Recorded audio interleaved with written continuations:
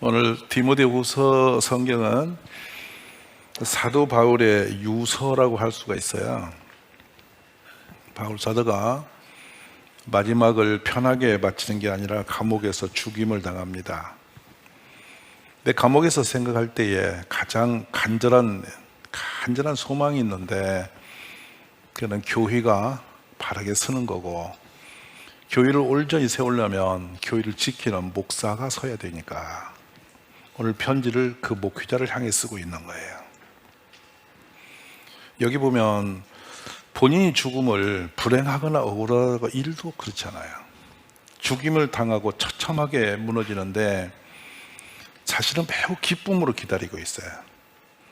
왜냐하면 하늘에 가면 나는 면류관이 준비되었다 하면서 그 하나님 만날의 그 벅찬 감동 속에서, 심지어 그 감옥이 얼마나 분위기가 안 좋냐면, 제가 그 바울의 감옥을 가봤거든요. 흙 냄새가 폐가 아프도록 한 10분 서 있는데 더 못 있겠어요. 이 습기하고 이 습습한 냉기가 겨울에 올라오는데 못 견뎌요. 근데 거기 갇혀서 죽음을 기다리는 거예요.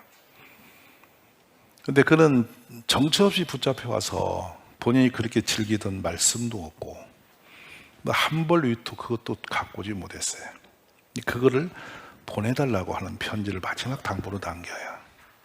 인간의 약함들을 드러내는 부분이죠. 그럼에도 불구하고 자신이 억울하다거나 고통스럽다거나 힘이 든다거나 내가 왜 이런 꼴을 당해야 되냐 이런 탄식 없어요. 그냥 감격에 차 있으면서 나이가 어리고 유약한 디모데에게 이 무거운 짐을 넘기는 게 너무 미안한 거예요. 그를 그리스도 안에서 내가 낳은 아들, 나의 사랑하는 자라 이러면서 지금 당부를 하는 장면이에요. 근데 당시에 교회가 참 만만치 않았던 거예요. 너무 공격을 많이 당해요. 험했던 거예요. 오늘 본문의 말씀을 대하면서 저는 그런 생각을 했어요. 지금 교회가 환란의 시기를 맞이하고 있어요. 지금 시대가. 짧은 세대 살면서 지금처럼 교회가 위험선에 서 있는 경우는 없었어요. 교회는 세상에서 예수 믿는 것 때문에 욕먹는 것은 영광이에요.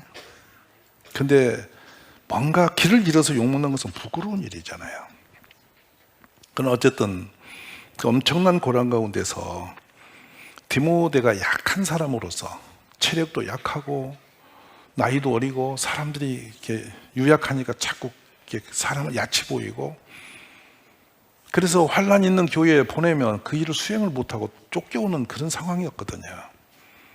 그런데 이제 교회를 마지막 남길 수 있는 유일한 당신의 아들 같은 사람은 디모데밖에 없으니까 디모데에게 편지를 쏘면서 힘들 때, 가장 어려울 때 무엇을 붙들어야 되는지를 이야기하고 있는 거예요. 그러니까 이 말씀은 지금 이 시대에 우리들이 교회를 어떻게, 또 예수 믿는 고난함 가지고 힘들 때 어떻게 버티고 이겨내야 되는지를 이 본문에 들 수가 있어요. 자, 그럼 보십시다. 8절에 뭐라고 하냐면, 내가 전한 복음대로 다윗의 씨로 죽은 자 가운데서 다시 살아나신 누구? 예수 그리스도를 뭐하래? 힘들면 주님을 기억해라. 아멘. 성도는 힘들면 탄식하고 절망하는 게 아니고 예수님을 돌아보는 거예요. 주님 어디 계십니까? 예수님 어디 계십니까? 그 세상에 험난한 길을 걸으시고 다시 살아나신 주님 어디 계십니까? 주님이 살고 주님이 지고 가신 십자가를 돌아보고 주님이 부활하심을 다시 돌아보면서 그 부활의 주님을 기억해라는 거예요. 이게 목자로서 교회로서 살아가는 방법이라는 거예요. 여러분 인정하십니까? 세상에 어디도 희망이 없어요. 우리 부활하신 예수님을 기억하면 살 힘이 생기는 거예요. 이건 사도 바울이 스스로의 고백도 될 뿐만 아니라 디모데가 약할지라도, 너는 몸이 약할지라도 부활하신 예수님을 생각하고 그분을 기억해. 그러면 너 사는 거야. 어떤 힘이 자랑거리가 아닙니다. 예수님이 자랑이 돼야 됩니다. 우리가 이 고난한 세상을 살면서 오직 우리 교회가, 우리가 섬기는 신앙이 예수님만을 붙들고 예수님만을 전하고 예수님만을 자랑하는 그런 교회 되기를 기도하십시오. 그 다음에 9절에 보면 복음으로 인하여서입니다. 복음 때문에 내가 죄인과 같이 매였는데, 이 매임이 원어로 가면 쇠사슬로 묶였다 뜻이고요. 사실은 바울이 우리는 이렇게 나무로 이렇게 싼 착고에 걸릴 것 같은 그런 성경 내용이 많은데, 여기서는 쇠사슬에 묶였다라고 나와요. 이게 가장 힘들게 엮여 있는 상태예요. 체력적으로 육체적으로 무척 어려운 거죠. 자, 그러면서 매는 데까지 내 고난을 지금 받고 있다. 극한 고난 속에 내가 있다. 근데 말이지, 이게 문제가 아니야. 밖에서는 무슨 생각하냐면, 야, 바울 선생이 저 감옥에 들어가서 저 죽어보면 끝나지 않아, 이런 생각을 한단 말입니다. 약하니까. 근데 염려 마. 뭐는 하나님의 말씀은 매이지 아니했어. 아멘. 내가 매여 있어도 그 문제 안 돼. 우리 예수님의 생명의 복음은 절대 멈출 수 없어. 세상이 아무리 욕을 하고 세상에 누가 우리를 짓밟아도 걱정 마. 예수님 복음은 살아있다. 우리 예수님도 부활하셨다. 이것이 우리의 능력인 거예요. 아멘 드시어요. 자, 그러면서 10절 보면 그러므로 같이 읽읍시다. 내가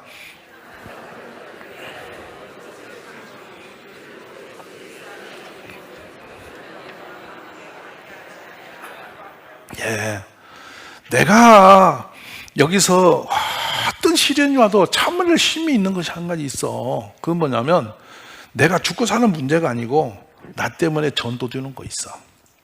복음이 전파되는 거 있어. 사람들이 살아나는 게 있어. 자신이 희생의 십자가의 제물로 사라진다 할지라도 그걸 통해 또 다른 사람이 구원받는 거야. 이 바울의 희망이 여기 걸리니까 자신의 죽음이 부끄럽지 않은 거예요. 억울하지 않는 거예요. 우리 삶이 이렇게 되기를 기도하십시오. 모든 이 땅의 복음을 전한 선교자들은 그 길을 걸어서 복음을 전하고 전해서 그 복음이 오늘 우리를 구원케 하신 거예요. 우리 그 믿음을 갖고 있기를 바랍니다. 자, 그럼 11절로 가죠. 이 고백이 얼마나 좋은지. 자, 미쁘다. 이 말이여, 우리가 주와 함께 죽었으면 또 함께 살 것이다. 우리는 망하지 않는다. 죽음이 우리를 덮지 못해. 우리 다시 주님과 함께 사는 거야. 자, 그러면서요 12절 가봅시다. 그럼 참으면 우리가 주를 부인하면 주님도 우리를 부인할 것이라. 그러니까 아무리 힘이 들어도 누구를 붙들어야 돼? 주님을 자랑하고 주님을 붙들고 주님에게 매달리고 그렇게 사는 거야. 절대 주님 부인하지 마. 왜 당시에 그런 사람이 많았어요? 힘들면, 위험하면 나 예수 안 믿는다고 도망간단 말이에요. 배교한단 말이죠. 근데 이것만은 포기할 수 없다. 어떤 어려움이 와도 예수님 부인하지 마. 그럼 예수님도 우리를 부인한다?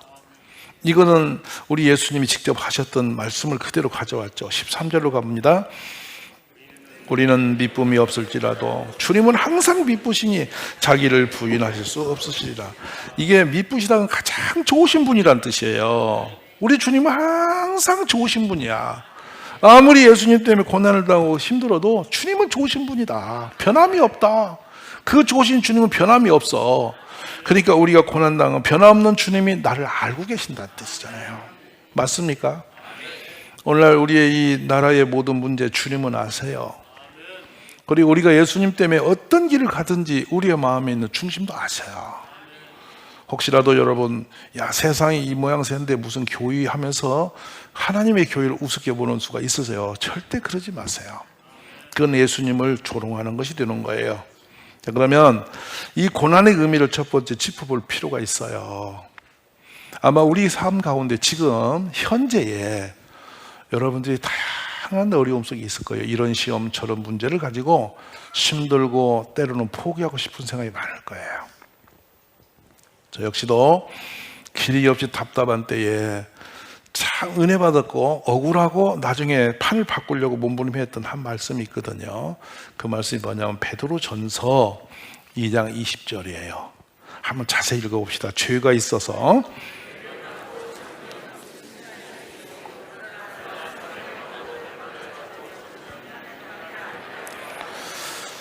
저는 이 말씀 때문에 참 힘들었어요. 모든 고난이 다 영광이라면 좋겠는데 네가 잘못해서 맞는 매는 잘 맞는 매라는 거야. 네가 잘못해서 당하는 고난은 지당하니 당할 것이니까 말도 하지 말해. 옆에 분 인사하세요. 힘드세요? 왜 힘드신데요? 그건 알고 있으라는 거예요. 그러니까 힘든데 하나님 고난이 6이라는데 내 고난은 무엇 때문에 온 고난이냐 봤더니 제가 잘못해서 온 고난인 거야. 애들 말로 쪽팔리는 고난이야.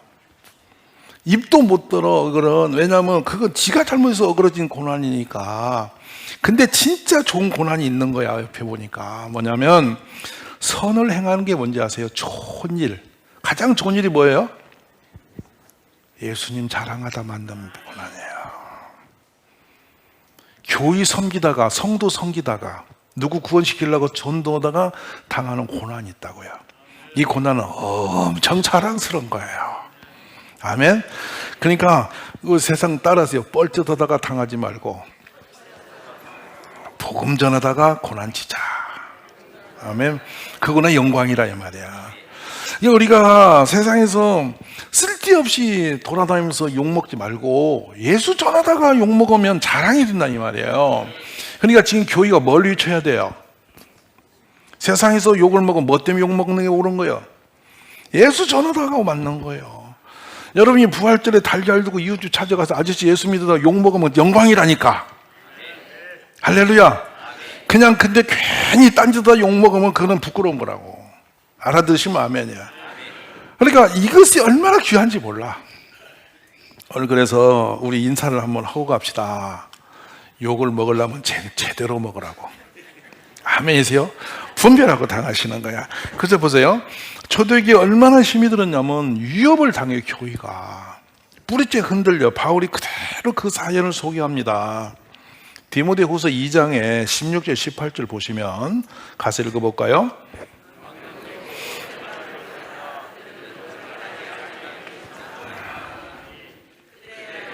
합성 종양 같아서 퍼져나가나니 그 중에 호메네오와 빌레도가 있느니라. 진리에 관하여는 그들이 그릇되었나니 부활이 이미 지나갔다므로 어떤 사람들의 믿음을 무너뜨리느니라. 성도들이 흔들린다는 거예요. 세대가 이렇게 되면. 근데 지금도 교인들이 예수님 때문에 흔들리는 게 아니에요. 교회가 욕먹는 것이 예수님 때문에 욕먹는 게 아니라고. 그랬으면 좋겠는데 그렇게 안 된 거라고. 괜히 이 말 저 말 옳지 않은 말 끌어다가 붙여가지고 욕먹고 돌 맞는 거예요. 근데 여기 나와는 이제 후메네오라든지 빌레도라는 사람 이름까지 거론해요. 얼마나 힘들었으면 사람 이름을 허겄어. 우리가 사람이 안 그럽니까?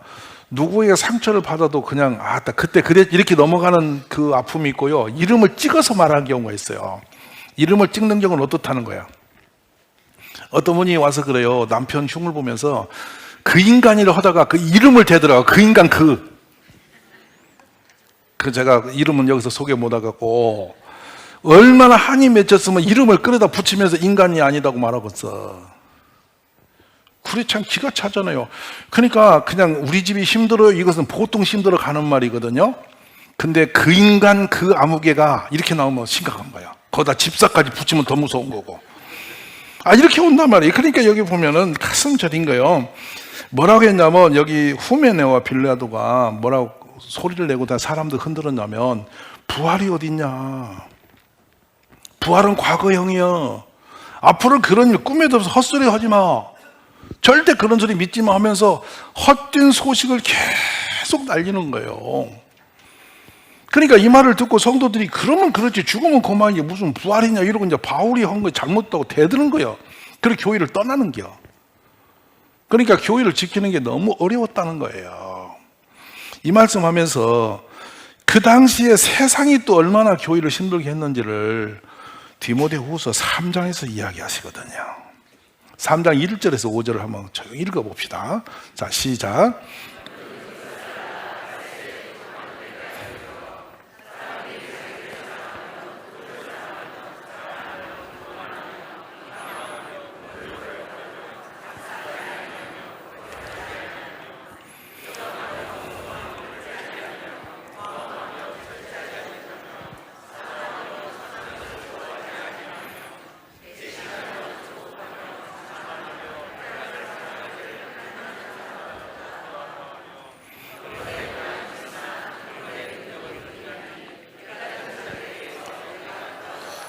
이거는 사도 바울이 주상적으로 끌어온 게 아니고 그때 로마 시대에 있었던 현상을 그대로 드러놓고 이게 종말의 때인데, 이런 때가 다시 오면 그때는 끝난다, 세상. 이러면서 우리에게 그때를 잘 알고 그때가 올 거니까 깨어 있으라는 거예요. 근데 그거 보세요. 사람들이 누구를 사랑한대요? 방향을 잃어서 자기를 사랑하는 거예요. 사랑은 원래 주는 거고 흘러가는 거고 이웃을 붙여 사랑하는 것이지, 자기 사랑하는 것은 그는 잘못된 사랑입니다. 자기 애착을 갖는 거는. 사랑은 항상 이웃이에요, 남이에요, 그리고 하나님이에요. 맞습니까? 근데 지금 잘못 갔어요. 방향을 잃어버렸어요. 그리고 뭘 또 사랑하는데, 두 번째로? 잘 보세요. 두 번째 사랑이 뭐예요? 그러니까 여기서 우리가 걸리는 거예요. 그러니까 이렇게 하세요. 사랑은 내가 받는 게 아니라 주는 거라고. 맞으시면 아멘. 근데 희한한 거는 사랑하는 사람이 행복할까, 사랑받는 사람이 행복할까예요. 이거를 철든 사람만 아는 거거든요. 사랑받는 게 좋은 줄 알고, 여보 나 사랑해, 그 여자 안 불행한 여자예요. 그거 묻는 거 아니에요. 사랑은 그냥 느끼는 거예요. 맞으시면 아멘. 머리 잘리고 갖고 여보 변한 거 없어, 그거 바보짓 하지 마. 모르면 열받잖아. 말 안 하면 그냥 모른 척 사는 거야. 사랑은 항상 뭐냐, 받는 측에서 느끼는 거예요. 아멘이세요? 그러니까 주는 사람은 주면서 불행한 게 아니고, 사랑을 받는 사람보다 훨씬 몇 배가 행복한 거예요. 자, 볼까요? 엄마가 아이를 사랑할 때에, 제가 제일 온전한 사랑이 그쪽에서 이 얘기 드리니까 이해를 하세요. 아이를 사랑할 때에 아이가 막 눈 뜨고 엄마를 조금 알아보고 낯가림하면서 막 깔깔 웃어주고 막 말 배우면서 했을 때, 무슨 말인지 모르지만 애가 말소리 낼 때 엄마는 까무러지게 좋거든. 근데 그 알을 보는 엄마가 행복할까, 그 까불이 그 누워있는 애가 행복할까? 행복을 누가 느끼죠? 엄마가 느껴. 아빠는 모르지. 그렇게 사는 거지.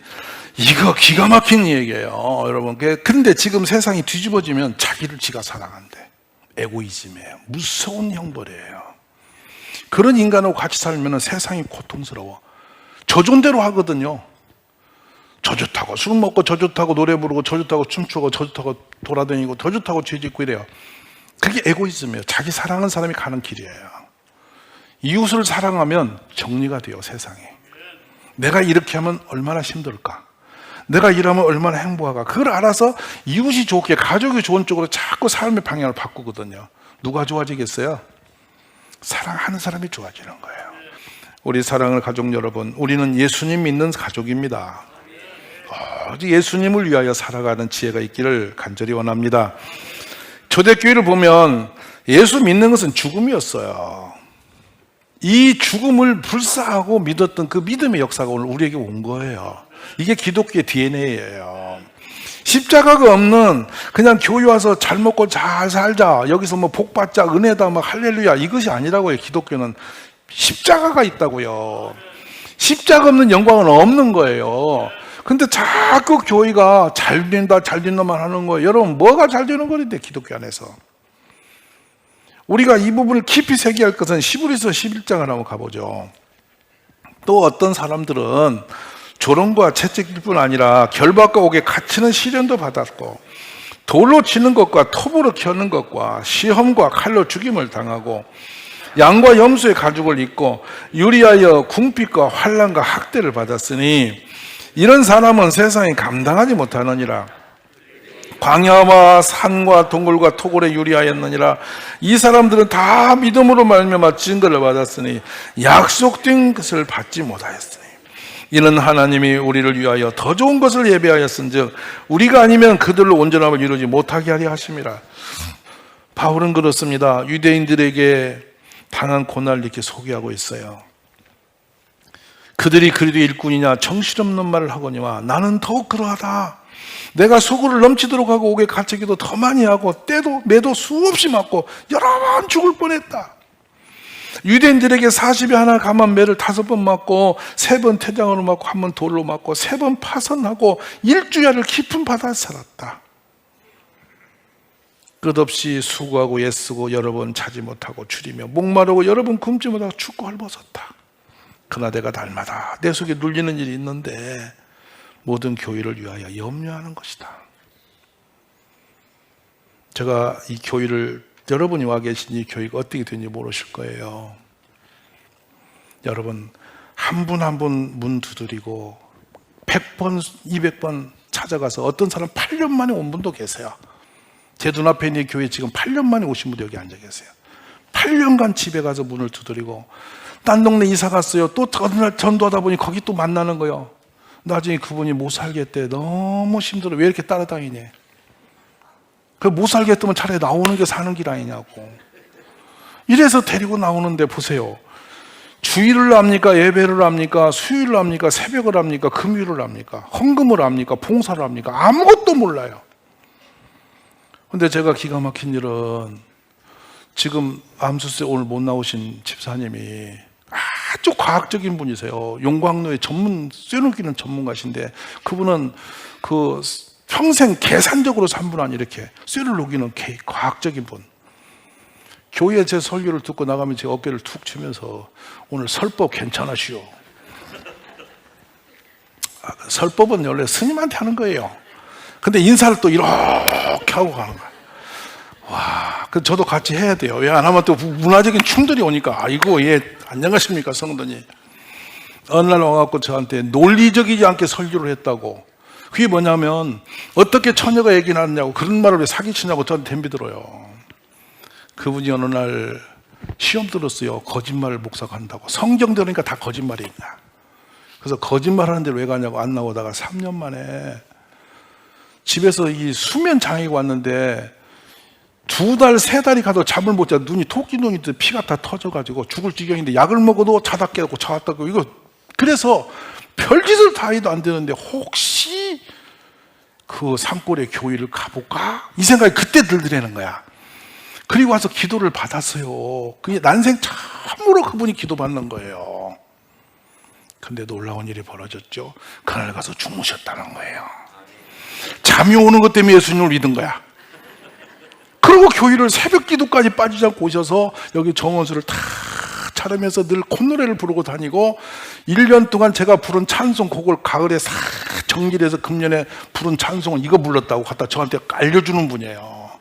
얼마나 과학적이십니까? 그리고 예배 시간에 설교를 몇 분 했다까지 계산하시는 분이시라고. 그렇게 하면서 교회를 하면 믿음이 엄청나게 좋아지시는 거예요. 그러더니 나중에 시원찮은 사람 만나면 그분이 꾸짖습니다. 예수를 그렇게 믿냐고. 여러분, 성도 한 분이 예수 믿고 교회 다니다가 세례받고 그분이 어느 날 수요 예배를 알아서 찾아오고 금요일을 오고 어느 날 또 새벽에 나타나고 그러다가 헌금을 보면 써 있습니다. 제가 부끄럽게 11주 시작합니다. 목사님 기도해 주세요. 하나님 감사해요. 그 11주 봉투는 눈물이 그렇게 나요. 제가 하나님이 인정하는 삶이구나. 시작이니까 헌금이 아니라 그게 그렇게 감동이 되는 거예요. 그 봉투가. 어느 날 거기다 씁니다. 우리 남편 모르게 하는 게 부끄러워요. 우리 남편이 같이 11주 손에 넣는 사람이 되었으면 좋겠어요.